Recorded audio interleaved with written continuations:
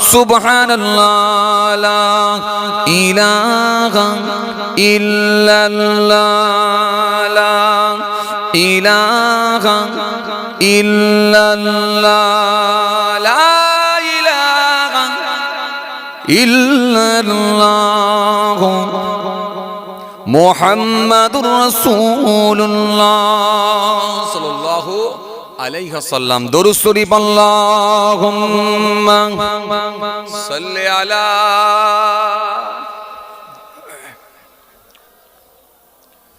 মহব্বতে পড়েন ওয়া আলা আলি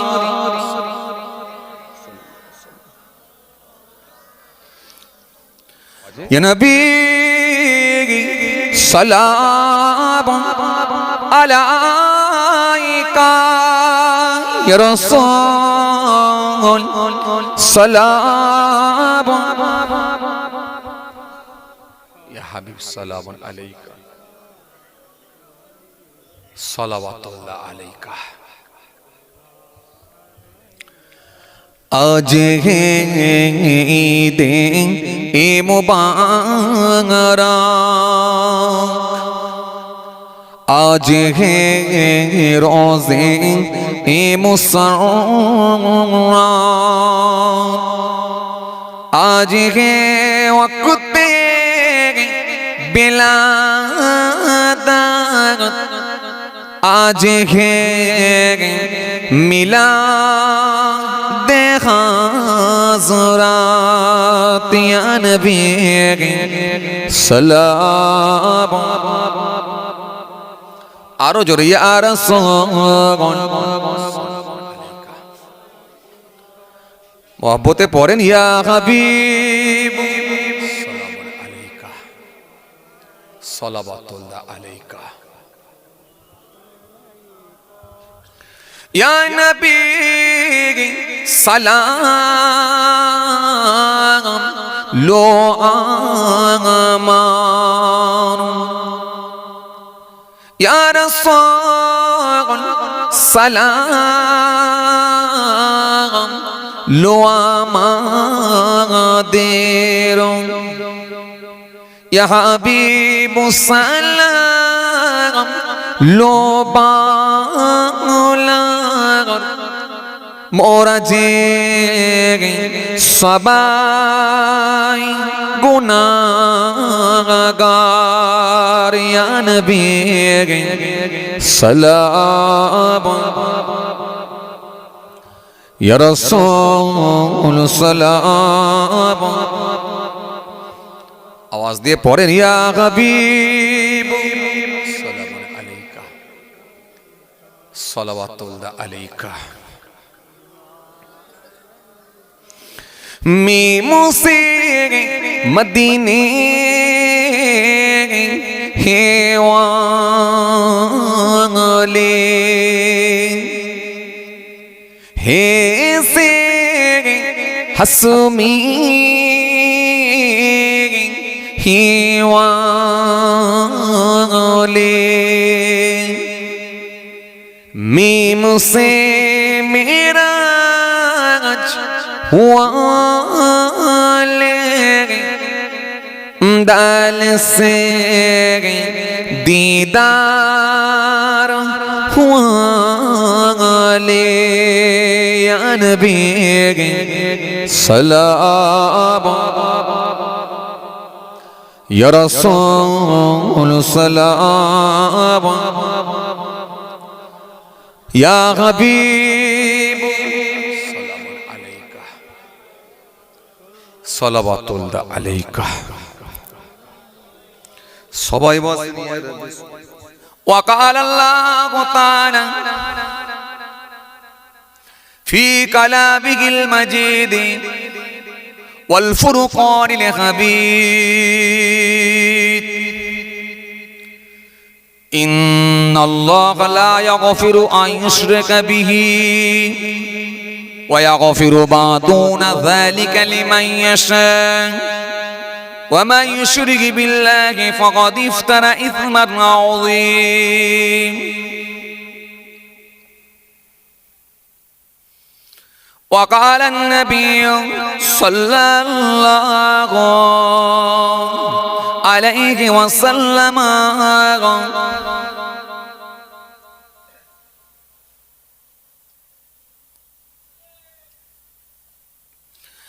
من كان لا إله إلا الله من كان آخر كلامه من كان آخر كلامه لا إله إلا الله دخل الجنة إلى آخر الحديث أو كما قال प्यारे हाज़िराने मजलिस সদীয় দিনদার ইমানদার পরেজগার মুত্তাকি বয়োজ্যেষ্ঠ আল্লাহওয়ালা প্রবীণ মানুষেরা আজকের মাহফিলে বসে থাকা নামাজি রোজাদার দিনদার খোদা ভীরু আল্লাহওয়ালা মানুষেরা বয়োজ্যেষ্ঠ প্রবীণ মানুষেরা আমার পিতৃতুল্য বাপেরা জওয়ান যুবক সাথী মহব্বতের ভাইয়েরা তরুণ যুবকেরা আমাদের ঘরের সন্তানেরা আমার ছোট ছোট ভাই বোনেরা দূর দূরান্তে বাড়িতে বসে থাকা মা বোন বেটিরা আজকের মাহফিলে আগত বিশিষ্ট ব্যক্তিরা হাফেজে কোরআন ওলামায়ে কেরাম হুফাজে কেরাম আল্লাহ পাকের হাজী বান্দা গণেরা খাস করে এই মহল্লার ইমাম আমাদের সকলের কাছে অত্যন্ত সম্মানীয় ব্যক্তি শ্রদ্ধার পাত্র মোহতারাম ইমাম সাহেব ভাইজান পাশাপাশি আরো জানাই আজকের মাহফিলে বসে থাকা দিন দরদি ইসলাম দরদি আল্লাহওয়ালা বাবাজিরা জ্ঞানীগুণী মানুষ শিক্ষিত মানুষ বুদ্ধিজীবী মানুষ সোশ্যাল মানুষ কাজের মানুষেরা বিভিন্ন রকম কর্মের সঙ্গে সম্পৃক্ত আজকের মাহফিলে আগত বিভিন্ন গ্রাম থেকে বিভিন্ন পাড়া থেকে দূর দূরান্ত থেকে আগত মেহমানগণেরা সবাইকে আমি আমার অন্তঃস্থল থেকে অনেক অনেক সালাম শুভেচ্ছা ভালোবাসা জানিয়ে খুব অল্প সময় সংক্ষিপ্ত কিছু বয়ান করে দোয়া পাশাপাশি আরো জানাই যারা আর ইহলোকে নাই আল্লাহর জামিন ছেড়ে বিদায় নিয়েছেন নশ্বর ধাম ত্যাগ করেছেন আমাদের থেকে যারা পৃথক হয়ে গেছেন এই কি গ্রাম জানেন এটা মাটিয়া পূর্বপাড়া এই পূর্বপাড়ার কবরস্থানে ৩.৫ হাত জায়গা অধিকার করে অপেক্ষায় রত ইন্তজার করছেন ওয়েট করছেন সে কিয়ামতের দিনের জন্য জানাই তাদেরকে আমি আমার অন্তঃস্থল থেকে সালাম এবং মুবারকবাদ আল্লাহ পাকের রহমত প্রত্যেক ঈমানদারের উপর হোক আমরা জোরে বলি আল্লাহুম্মা আমিন মাশাআল্লাহ আলহামদুলিল্লাহ বেশ কিছুক্ষণ সময় ধরে আলোচনা আপনারা শ্রবণ করেছেন গুনাহগার সংক্ষিপ্ত কিছু বয়ান করে দোয়া হবে খুব কষ্ট আপনাদেরকে দেব না বর্তমানে জলসা মাহফিলটা খুব বেশি বেশি হচ্ছে আবার ওয়াজ শোনার ব্যবস্থাপনাটাও এখন উন্নত মানের হয়ে গেছে আর যত বাড়বে যত ভালো জিনিসই হোক যত বেশি আমরা পাবো সেই জিনিসের প্রতি আমাদের আন্তরিকতা অ্যাট্রাকশন মহাব্বত ট্রানজাকশন কমে যাবে এটাই স্বাভাবিক আপনি দেখবেন রোজ যদি বিরিয়ানি পান আর বিরিয়ানি খেতে ইচ্ছা করে না একদিন মনে হবে একটু সাদা ভাত ডাল আলু ছানা হয়ে একটু ডাল আলু ছানা একটু শাক ভর্তা কি একটু চারা মাছ একটু বেশ মুখরোচক করে যদি খাবারটা দেওয়া হতো মনে হয় ভালো হতো অথচ বিরিয়ানি যে বিরিয়ানি হাজি বিরিয়ানি খেতে গেলে ছেলেরা সপ্তাহে একদিন কি 10 দিনে একদিন যদি হয় 3-4টে ছেলে মিলে কেউ মোটরসাইকেল করে কেউ 4 চাকা করে যাচ্ছে বিরিয়ানি খেতে কিন্তু সেই বিরিয়ানি যখন আমরা রোজ পাচ্ছি বিরিয়ানির কদর আমাদের কাছ থেকে কমে যাচ্ছে স্বাভাবিক জলসা মাহফিলটা খুব বেশি বেশি আমরা পাচ্ছি অ্যাট্রাকশন কমে যাচ্ছে তৎকালীন সময় জলসা মাহফিল খুব কম হতো গ্রামে একটা কি পাড়ায় একটা হলে 2-4টে পাড়া থেকে মানুষ ঝাঁপিয়ে পড়তো রাস্তাঘাট এত উন্নত মানের ছিল না লাইট ফাইট এত প্যান্ডেল সুন্দর এত উন্নত মানের হতো না এরপরও মানুষের সমাগম বেশি হতো কেন মানুষের প্রতি একটা আন্তরিকতা ছিল ভালোবাসা ছিল ওয়াজ শুনতে যাব আর এখন সেই জিনিসগুলো আস্তে আস্তে যেন বিলুপ্ত হতে চলেছে শেষ হতে চলেছে যাই হোক তারপরে যত দিন যাচ্ছে মানুষের ব্যস্ততা বেড়ে যাচ্ছে মানুষের কাজে কামে বিভিন্ন রকম কাজে কামের সঙ্গে জড়িত হওয়ার কারণে যুক্ত থাকার কারণে সময়ের অভাব হয়ে যাচ্ছে ব্যস্ততা বেড়ে যাচ্ছে আবার সরকারি নিত্য নতুন যে এক এক সময় এক এক রকমের আইন কানুন করে মানুষকে যেন একবারে জর্জরিত করে দিয়েছে সকাল হলি আগে দোকান খোলা বাদ দিয়ে আগে জেরক্স সেন্টারে দৌড়াচ্ছে এমন লোকও আছে তো যাই হোক সব মিলিয়ে মানুষ যেন একটা টেনশনগ্রস্ত সব মিলিয়ে মানুষ যেন টেনশনের সঙ্গে যুক্ত সর্বসময়। তো যাই হোক, এরপরেও আপনারা সবকিছুকে দূরে সরিয়ে দিয়ে সবকিছু থেকে বিরত থেকে আর এই কঠিন শীতকে উপেক্ষা করে বড় কষ্ট করে আল্লাহর সন্তুষ্টি তার হাবিবুল্লাহকে খুশি করার নিয়তে আপনারা এসেছেন, মাশাআল্লাহ। তবে মনে রাখবেন একটা কথা, আপনারা যে এখানে এসে বসেছেন নিশ্চিতভাবে আপনারা গেনার, নিশ্চিতভাবে আপনারা সাকসেস। কারণ এটুকু ভরসা রাখতে পারেন যতক্ষণ এখানে বসে থাকবেন ইনশাআল্লাহ আমার আল্লাহ 100% আমাদেরকে সওয়াবের হকদার করবেন, এতে কোনো সন্দেহের অবকাশ নাই। যতক্ষণ এখানে বসে থাকবেন আল্লাহ আমাদেরকে সওয়াবের হকদার করবেন, এতে চিন্তিত হওয়ার কোনো কারণ নাই। এজন্য জীবনকে দুটো পার্টে ভাগ করতে হয়, একটা ইহকাল আর একটা হলো পরকাল। ইহকালের জন্য টাকা আর মরে গেলে ফাঁকা। কবরে দরকার শুধু আমল, না থাকলেই গন্ডগোল। এই জন্য সেই কবরের কথা মনে করে যদি আমাদেরকে কিছু ইনকাম করতে হয় তাহলে কিন্তু এই জায়গায় আসতে হয়। কারণ এই জায়গায় আমরা যতক্ষণ বসে থাকবো নিশ্চিতভাবে কেরাও কিছু কোরআন হাদিসের কথা, আল্লাহ রাসূলের কথা শ্রবণ করব। আমার আল্লাহ আমাদেরকে সওয়াবের হকদার করবেন। এবং এই যে বসে বসে আমরা সুবহানাল্লাহ, আলহামদুলিল্লাহ, দরুদ শরীফ, আল্লাহু আকবার, লা ইলাহা ইল্লাল্লাহ, এই আল্লাহ নামে তাসবিহগুলো পড়ব, নিশ্চিতভাবে আমার আল্লাহ আমাদেরকে সওয়াবের হকদার করবেন। রাসূলুল্লাহর একজন সাহাবী ছিলেন, বিখ্যাত সাহাবী, জি, হযরত সাঈদ বিন মুআল্লাহ রাদিয়াল্লাহু তাআলা আনহু। জি, তিনাকে আমার রাসূলুল্লাহ একদিন ডেকে বলেন, বাবা সাঈদ, আমি রাসূল তোমাকে দুটো ওসিয়ত করে যাই। হযরত সাঈদ বিন মুআল্লাহ রাদিয়াল্লাহু তাআলা আনহু বললেন, ইয়া রাসূলুল্লাহ, কি ওসিয়ত বলেন? আল্লাহ নবী বলেন, এক নম্বরে জীবনে যতদিন বাঁচবে এই দুটো ওসিয়ত মেনে চলার চেষ্টা করবে। এক নম্বরে কি, যখন তুমি কোনো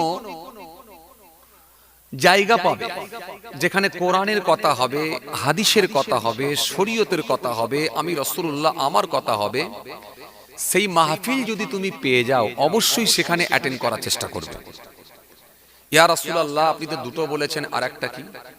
আল্লাহ নবী বলেন, যখন তুমি একা একা থাকবে, নিরালা জায়গায় থাকবে, ফাঁকা জায়গায় থাকবে, তোমার জিহ্বাটাকে ফালতু জায়গায় ফালতু কথাই কাজে লাগাবে না। তুমি যখন একা একা থাকবে, নিরালা জায়গায় থাকবে, ফাঁকা জায়গায় থাকবে, তোমার জিহ্বাটাকে ফালতু কথাই লাগাবে না, অনার্থক কথা বলবে না, বেফাস মন্তব্য করবে না, কারোর বিরোধিতা করবে না, কারোর গীবত করবে না। মাচায় বসে চায়ের দোকানে আমরা যেভাবে সময়গুলো কাটিয়ে দিই, এই ফালতু জায়গাতে তোমার জিহ্বাটাকে বেকার কাজে লাগাবে না। ইয়া রাসূলুল্লাহ, কি করব?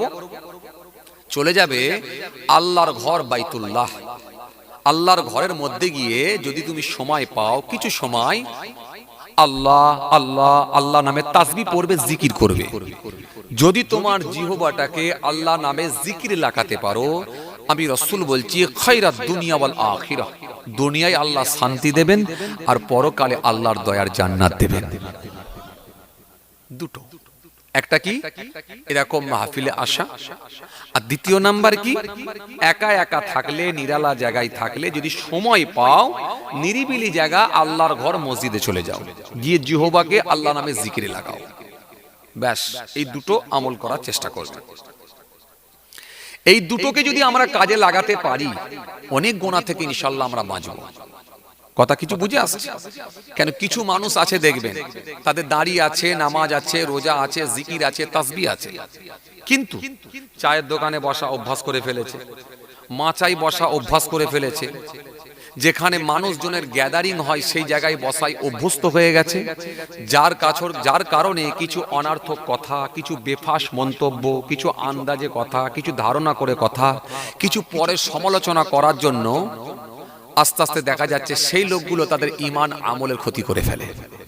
এজন্য মনে রাখবেন, এই জায়গাগুলো থেকে বিরত থাকার চেষ্টা করবেন। কেন রাসূল বলেছেন, দুটো জিনিস যদি তোমরা হেফাজত করতে পারো, এক তোমাদের লজ্জাস্থান, আর দ্বিতীয় নাম্বার হলো তোমাদের জবান, এইটাকে যদি কন্ট্রোল করতে পারো, জান্নাতে নিয়ে যাবার জামিনদার আমি রাসূল নিজে হয়ে যাব।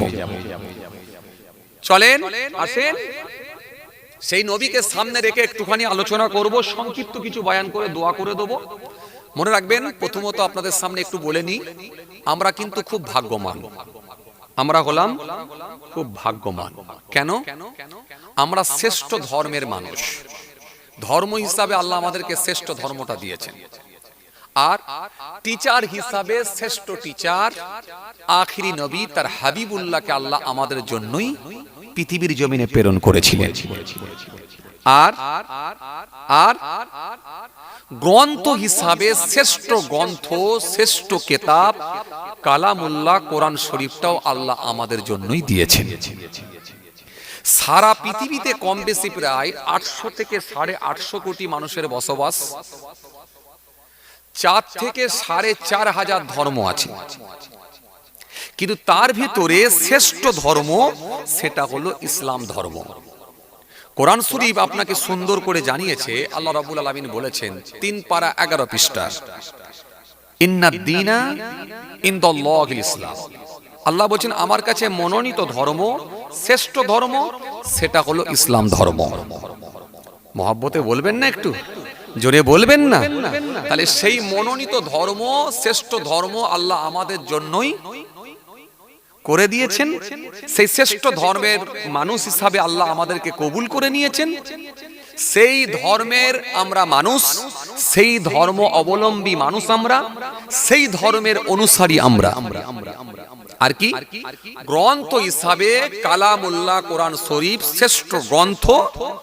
জি, কালামুল্লাহ কোরআন শরীফ আল্লাহ আমাদের জন্য তার হাবিবুল্লাহর উপরই প্রেরণ করেছিলেন।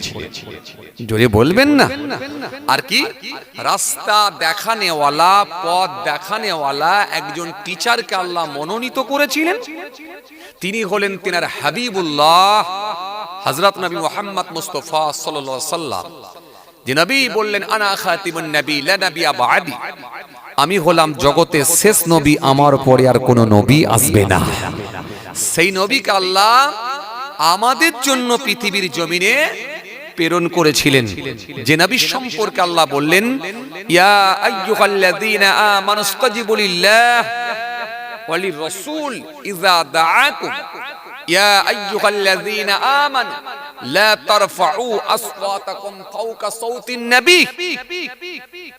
কোরআন বলছে মা আতাকুম রাসূল ফাখুযুহু ওয়া মা নাহাকুম আনহু ফান্তাহু। এই পৃথিবীর মানুষ, আমার রাসূল তোমাদেরকে যা আদেশ করেন তোমরা স্বতঃস্ফূর্তভাবে গ্রহণ করো, নবী যেগুলো তোমাদেরকে বারণ করেন সেগুলো থেকে বিরত থাকো। কেন নবীর আদেশ আর নিষেধ মানি আমি আল্লাহ, আমারই আদেশ আর নিষেধ। জোরে বলবেন না? যে নবী এমন একজন নবী, এমন একজন টিচারকে আল্লাহ ভালোবেসে পৃথিবীর জমিনে আমাদের জন্য প্রেরণ করলেন, যিনার তুলনা হয় না, যিনার জোড়া হয় না, যিনাকে আল্লাহ সমস্ত রকমের জ্ঞান দিয়ে জ্ঞানান্বিত করে পৃথিবীর জমিনে আল্লাহ প্রেরণ করেছিলেন। সমস্ত রকমের জ্ঞান, চন্দ্রের জ্ঞান, হাওয়ার জ্ঞান, তারার জ্ঞান, চাঁদের জ্ঞান, গ্যালাক্সির জ্ঞান, পাহাড় পর্বতের জ্ঞান, কোন জ্ঞানটা আমার নবীকে দেওয়া হয়নি? কোন শিক্ষাটা আমার নবীকে দেওয়া হয়নি? এজন্য as a teacher, as a leader, as a commander, as a professor, Muhammad সাল্লাল্লাহু আলাইহি ওয়াসাল্লাম has been the most practical and most successful of all prophets. কি দেয়নি আমার আল্লাহ? এই জন্য পৃথিবীর জমিনে আমার নবীর কোনো উস্তাদ নাই। কেন? উস্তাদের সামনে ছাত্র দাঁড়ালে তার মাথা নিচু হয়ে যায়, তাকে খাটো হতে হয়, ছোট হতে হয়, তার মধ্যে একটা শিষ্টাচার রাখতে হয়, আদব রাখতে হয়। পৃথিবীর জমিনে কোনো উস্তাদ যদি নবীর থাকতো তাহলে নবীর সম্মানের হানি হতো। এই জন্য পৃথিবীর জমিনে কোনো উস্তাদের প্রয়োজন হয় না। আমার নবীর উস্তাদ সরাসরি আমার আল্লাহ নিজেই হয়ে গেছিলেন। মহব্বতে বলতে পারেন না?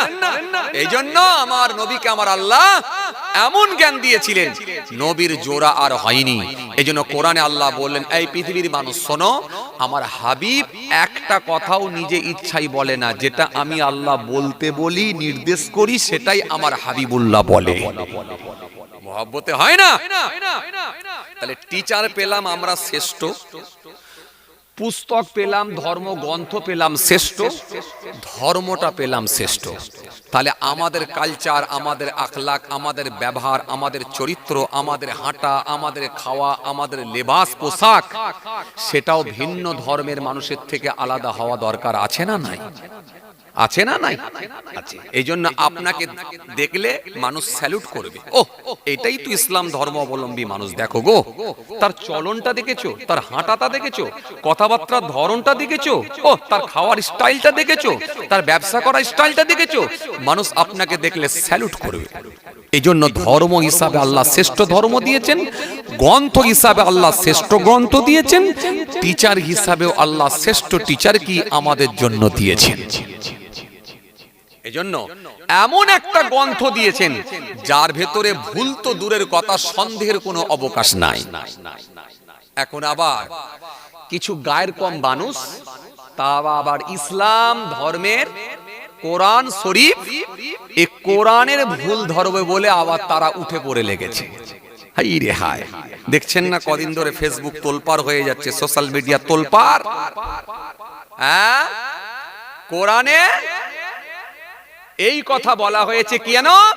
মুশরিকদিকে হত্যা করো, তার জবাব দিতে হবে। আরে খ্যাপা তুই কে? বুঝিস কোরআন? কোরআন শরীফ বুঝতে হলেও তো ন্যূনতম জ্ঞান থাকতে হবে, তাহলে বুঝবি কি করে?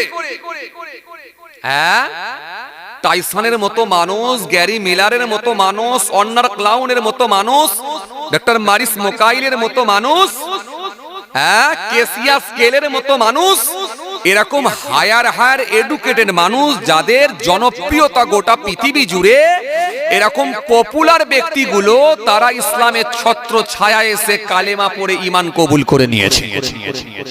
তারা কোরআনকে পড়ে তারা ঈমান কবুল করে নিয়েছে, আর তুমি বলছো আমি ভুল বের করে দিচ্ছি। পাগলে কি না বলে, ছাগলে কি না খায়, কোথায় নেতাজি আর কোথায় পিয়াজি, কোথায় জ্যোতি বোস? জ্যোতি বোস কি গো, কে বোস বলো? সুভাষ বোস আর কোথায় তখ্ত বোস? পাগলে কি না বলে, ছাগলে কি না খায়, ভাবতে আমাদের অবাক লাগে। কোরআনের ভুল, কোরআন বুঝিস? কোরআন শরীফ তুমি বোঝো? কোরআন কতদিন ধরে নাজিল হয়েছে বলো তো দেখি? 23 বছর ধরে আল্লাহর কোরআন নাজিল হয়েছে। মক্কা শরীফে যেই সূরাটা, মক্কা শরীফে যে সূরা অবতীর্ণ হয়েছে সেগুলোকে মাক্কি সূরা বলা হয়, আর মদিনা শরীফে যে সূরা অবতীর্ণ হয়েছে সেগুলোকে মাদানী সূরা বলা হয়। কোরআন এসেছে আল্লাহ এক একটা পরিস্থিতির পরিপ্রেক্ষিতে আয়াত দিয়েছেন, এক একটা প্রেক্ষাপট নিয়ে আল্লাহ আলোচনা করেছেন কোরআনের মধ্যে। এজন্য আপনি অতীত, বর্তমান, ভবিষ্যৎ তিন কালেরই কথা পাবেন কোরআনের মধ্যে। কথা বোঝেন? অতীত, বর্তমান, ভবিষ্যৎ। ভবিষ্যৎ সম্পর্কে আল্লাহ কোরআনের আয়াত দিয়েছেন, অতীত সম্পর্কে আল্লাহ কোরআনের আয়াত দিয়েছেন, বর্তমান মানুষ কিভাবে চলবে সেই সম্পর্কে আল্লাহ আয়াত দিয়েছেন। এজন্য 500 আয়াত খালি আল্লাহ দিয়েছেন আদেশ আর নিষেধ, চলবে আর চলবে না, করো আর করো না, জায়েজ আর না জায়েজ, হালাল আর হারাম, বৈধ আর অবৈধ, এই আয়াত দিয়েছেন খালি 500 আয়াত। বাকি আয়াত history of past, history of past, অতীতের ইতিহাস। নূহ নবীর জামানায় যে ঘটনা ঘটেছে, ইউনূস নবীর জামানায় যে ঘটনা ঘটেছে, মুসা নবীর জামানায় যে ঘটনা ঘটেছে, সেগুলোকেও আল্লাহ, এই অতীতের কথাগুলোকেও আল্লাহ কোরআনের মধ্যে জানিয়ে দিয়েছেন। তার হাবিবুল্লাহকে আল্লাহ জানিয়ে দিয়েছেন কোরআনের মধ্যে, নবী অতীতে এরকম এরকম ঘটনা ঘটেছে। আল্লাহু আকবার। জি, নবী আসার আরো 1000 বছর আগে যে ঘটনা ঘটেছে, 1500 বছর আগে যে ঘটনা ঘটেছে, 500 বছর 700 বছর আগে ঘটনা যেগুলো ঘটেছে, সেগুলোকেও আল্লাহ তার হাবিবুল্লাহকে কোরআনের মাধ্যম দিয়ে জানিয়ে দিয়েছেন। চোরে বলতে পারেন না। এই জন্য কোরআন শরীফ এমন একটা ধর্মগ্রন্থ যার এক একটা অক্ষরের বিনিময়ে আল্লাহ পাক 10টা করে নেকি দেবেন।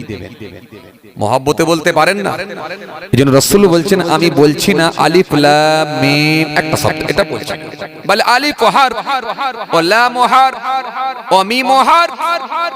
ঈমানদার যদি এতটুকু তেলাওয়াত করে আলিফ লাম মিম, আল্লাহ ইচ্ছা করলে তার নেকির খাতায় 30টা নেকি লিখে দেবেন। মহব্বতে বলতে পারেন না? ঈমানদার এতটুকু তেলাওয়াত করবে বিসমিল্লাহির রহমানির রহিম, আল্লাহ ইচ্ছা করলে তার নেকির খাতায় 190টা সওয়াব লিখে দেবে। এজন্য কোরআন শরীফ ভুল ধরা তো দূরের কথা, পড়লেও পড়তে হলো জ্ঞান থাকতে হবে। এই জ্ঞানটা না থাকলে কোরআন পড়তে পারবে না। এইজন্য বাচ্চা বয়স থেকে আমরা মাদ্রাসায় পাঠাই, মক্তবে পাঠাই, কথা বলে এই মাখরেজ তাকে শিখতে হয়, কোরআন শুদ্ধভাবে পড়তে হয়, কোরআন শুদ্ধভাবে পড়তে হয়। আপনি জানেন না, বড় কাপ লাম উল, উল মানে বলো, আর যদি এটাকে ছোট কাপ উচ্চারণ করা হয় কুল, তার মানে খাও। কত তফাৎ হচ্ছে বুঝতে পারছেন? এই কত তফাৎ হচ্ছে বুঝতে পারছেন? আপনি যদি এইটুকু পড়ে ফেলেন হু আল্লাহু আহাদ, বলেন সে আল্লাহ হলেন একক বা এক, মানে সঠিক হলো। আর যদি বলেন কুলু আল্লাহু আহাদ, তার মানে অর্থ হয়ে গেল খাও আল্লাহ এক। অর্থ কোথায় যাচ্ছে বুঝতে পারছেন? কথা বুঝে যাচ্ছে? এজন্য কোরআন পড়তে হলো, কোরআনের ভুল ধরা তো দূরের কথা, কোরআন বুঝে পড়তে হলো জ্ঞান থাকতে হবে, কোরআন পড়া আগে শিখতে হবে। আর এ বলছে আমি ভুল ধরে দিচ্ছি। কোরআনে কেন মুশরিকদেরকে হত্যা করার কথা বলা হয়েছে বল? আরে খ্যাপা, বুঝিস তুই হ্যাঁ কোন পরিপ্রেক্ষিতে এই আয়াতটা নাজিল হয়েছে তুই বুঝিস? এটা তো একটা যুদ্ধের সময়ে সেই প্রেক্ষাপট নিয়ে আয়াত নাজিল হয়েছে।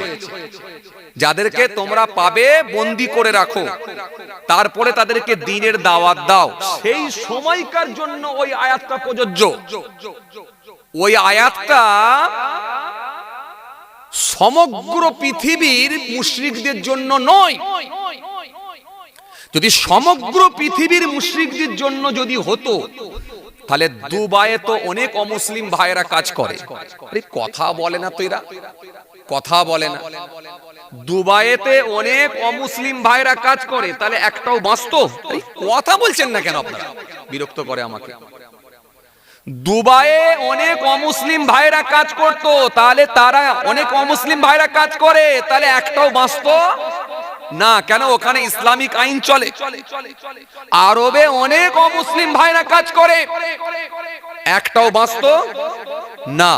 এই ভারতবর্ষের জমিনে 700 বছর রাজত্ব করে গেল মুসলিমরা কম বেশি, একটাও অমুসলিম ভাই থাকতো? কথা বলেন, একটাও থাকতো না। আমরা ছোটবেলা থেকে রাম আর রহিম একসঙ্গে ফুটবল মাঠে ফুটবল খেলেছি। আমরা ছোট থেকে বড় হয়েছি, রাম আর রহিম একসঙ্গে ক্রিকেট মাঠে ক্রিকেট খেলেছি। আজও আমাদের দাদু আর আমার রাম ভাইয়ের দাদু একই সঙ্গে চায়ের দোকানে গিয়ে চা খাই বসে থাকে। তাহলে এই সম্পর্ক আমাদের মধ্যে আছে না নাই? তাহলে আপনাকে বুঝতে হবে ওটা কোন পরিপ্রেক্ষিতে আয়াতটা এসেছে, সেটা আগে বুঝতে হবে। সেটা আপনি বুঝলেন না, কোন সময়কার জন্য কোন পরিপ্রেক্ষিতে আয়াতটা প্রযোজ্য সেটা আপনাকে জানতে হবে। আর এটা জানতে গেলে কি হবে? এর আগে পরের আয়াতগুলো পড়তে হবে এবং পাশাপাশি শানে নজুল পড়তে হবে। কোরআন শরীফে কম বেশি প্রায় মদ সম্পর্কে 4টে আল্লাহ আয়াত দিয়েছেন। খুব ভালো করে বুঝবেন কিন্তু কোরআন শরীফের মধ্যে মদ সম্পর্কে আল্লাহ কম বেশি প্রায় 4টে আয়াত দিয়েছেন।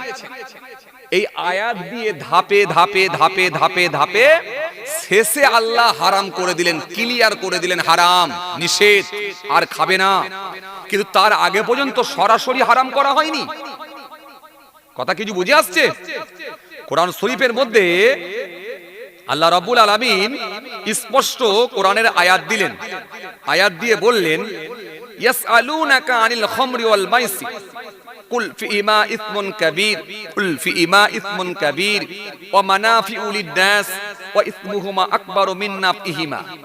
আল্লাহ এই আয়াত দিয়ে সুন্দর করে আল্লাহ জানিয়ে দিলেন, জানিয়ে দিয়ে বললেন মদ আর জুয়া, মদ আর জুয়া এতে উপকারের থেকে অপকারটাই বেশি, আর এটা করা মানে খাওয়া মানে এটা পাপের কাজ। তো কিছু সংখ্যক মানুষ তারা মদ খাওয়া ছেড়ে দিল। শুনছেন কথা? উপকারের থেকে যদি অপকার বেশি হয় কেন খাবো?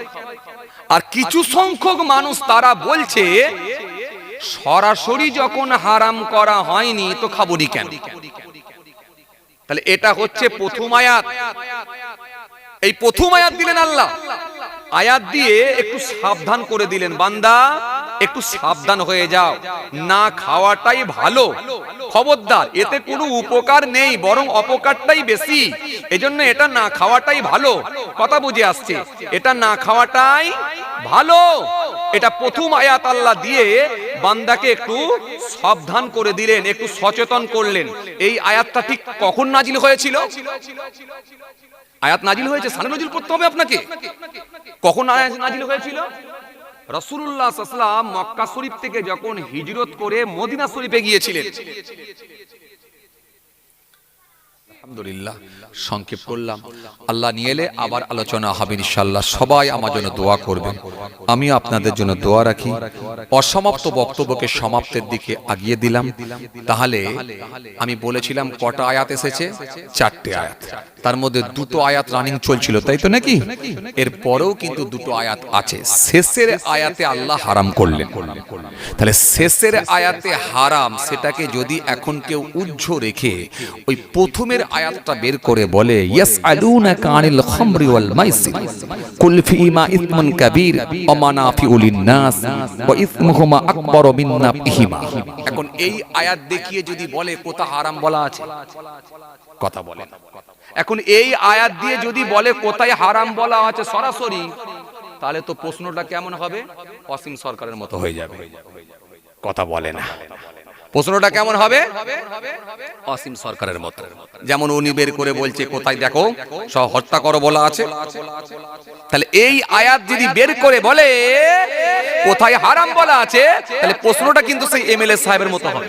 কিন্তু আপনাকে বুঝতে হবে টোটাল পর আয়াতগুলো পড়ে আপনাকে বুঝে নিতে হবে আগের আয়াতগুলো রহিত হয়ে গেছে, অর্থাৎ সেগুলো আর আমল করা জায়েজ নয়। যেহেতু পরে আয়াত এসেছে মানে আগের আয়াতটা ক্যান্সেল, ওটা পড়বেন আপনি কিন্তু আমল করতে পারবেন না। শেষের আয়াতের উপরে আপনাকে আমল করতে হবে। কথা বুঝে আসছে? তাহলে আগের আয়াতটা রহিত হয়ে গেল। এইজন্য আপনাকে বুঝতে হবে, আগে কোরআন বুঝতে গেলেও জ্ঞান দরকার। আমি এটা বুঝাতে চেয়েছিলাম, এটাই আমি বুঝাতে চেয়েছিলাম। তাহলে আপনি কোন আয়াত কোন পরিপ্রেক্ষিতে এসেছে, কোন সময়ের জন্য কোন প্রেক্ষাপটে কোন আয়াত এসেছে, এটা আপনি বুঝতে পারবেন না। এই জন্য ন্যূনতম জ্ঞান লাগবে। যাক, হয়তো পরের আয়াতগুলো বললে আরো ক্লিয়ার হতো। এই জন্য আপনাদের সামনে আমি তাফসীর থেকে বলছিলাম, যাতে করে ক্লিয়ারলি বুঝতে পারেন কোন আয়াতটা কোন পরিপ্রেক্ষিতে এলো, কেন এলো, কি সিচুয়েশনের উপরে এলো। এই জন্য পরের আয়াতগুলো পর আপনাদের সামনে একটা একটা করে বলছিলাম। এই জন্য তাফসীর থেকে বলছিলাম, যাতে করে বুঝতে সুবিধা হয়। যাক, আল্লাহ নিয়ে এলে আবার আলোচনা হবে ইনশাআল্লাহ। সবাই আমার জন্য দোয়া করবেন। আজকে এই মাটিয়া পূর্বপাড়া নাকি পূর্বপাড়া গ্রামে যুবক ভাইদের প্রচেষ্টায়, আপনাদের সকলের সহযোগিতায়, মহান আল্লাহ পাকের কৃপায় প্রতি বছরের ন্যায় এই বছরে এই মাহফিল, সুন্দর মাহফিল অনুষ্ঠিত হয়েছে। আল্লাহ মাহফিলকে কবুল করেন। আমরা জোরে বলি আল্লাহুম্মা আমিন। সবাই একবার উচ্চ আওয়াজে মহব্বতে তাকবীর দেন, নারায়ে তাকবীর। একটু জোরে দেন না নারায়ে তাকবীর, আওয়াজ দেন না নারায়ে তাকবীর, নারায়ে তাকবীর। সিলসিলা মুজাদ্দিদ জামাত দাদা পীরের হক সিলসিলা, নারায়ে তাকবীর। আলহামদুলিল্লাহ, আল্লাহ কবুল করেন। মাশাআল্লাহ, সুন্দর মাহফিল। এই শীতের রাতে, ঠান্ডা রাতে এতগুলো মানুষ এখনো পর্যন্ত বসে আছে, আর অনেক ভাই তো দাঁড়িয়ে আছে। তোমরা সব দাঁড়ানো প্লেয়ার না কি গো? হ্যাঁ, এরা সব বসা লোক নয় গো। গ্যালারিতে বসবে না, পুরো মাঠ যতক্ষণ খেলা হবে দাঁড়িয়ে দাঁড়িয়ে দেখে বেরিয়ে যাবে। তার মানে এরা কেনার লোক নয়, এরা শুধু দেখে চলে যাওয়ার লোক। যে এই জন্য দেখবেন কিছু লোক ওষুধ যখন বিক্রি হয় কিছু লোক কেনে আর কিছু লোক দেখে বেরিয়ে যায়। তবে একটা কথা বলি, চলে যাওয়ার থেকে দাঁড়িয়ে থাকা ভালো, আর দাঁড়িয়ে থাকার থেকে বসে পড়া ভালো। তো কোনটা নেবে বলো? কথা মনে হয় বুঝতে পারেনি। বুঝতে পেরেছেন আপনারা কি বললাম? চলে যাওয়ার থেকে দাঁড়িয়ে থাকা ভালো, আর দাঁড়িয়ে থাকার থেকে বসে পড়া ভালো। তাহলে কোনটা নেবে বলো? কোনটা নেবে? যদি চলেই যাবো মনে করো তাহলে দাঁড়িয়ে থাকো, আর দাঁড়িয়ে যদি থাকবো মনে করো তাহলে বসে পড়ো, বসাটা আরাম হবে। যে চলেন মাশাআল্লাহ, বসেন, অল্প সময় মাশাআল্লাহ কিছু আলোচনা হয়েছে, দোয়া হয়ে যাবে। আচ্ছা আপনাদেরকে আর একটা কথা বলি, এই যে মাহফিল আগামী বছরও এই মাহফিল অনুষ্ঠিত হবে ইনশাআল্লাহ। আপনারা সকলে চান তো নাকি? যা বাবা চান তো নাকি? আচ্ছা এখানে যে আলোচনা হচ্ছিল কোরআনের কথা হচ্ছিল না হয়নি? যা বাবা কথা বলে না, বলছে কোরআন হাদিস থেকে আলোচনা হচ্ছিল না হয়নি? হচ্ছিল তো। তাহলে এই কোরআনের মাহফিলটা আগামী বছরে হোক, এটা সবাই চান তো নাকি? তাহলে একবার তাকবীর দেন, নারায়ে তাকবীর, আরো জোরে দেন নারায়ে তাকবীর, আওয়াজ দেন নারায়ে তাকবীর। সবাই চান ইনশাআল্লাহ?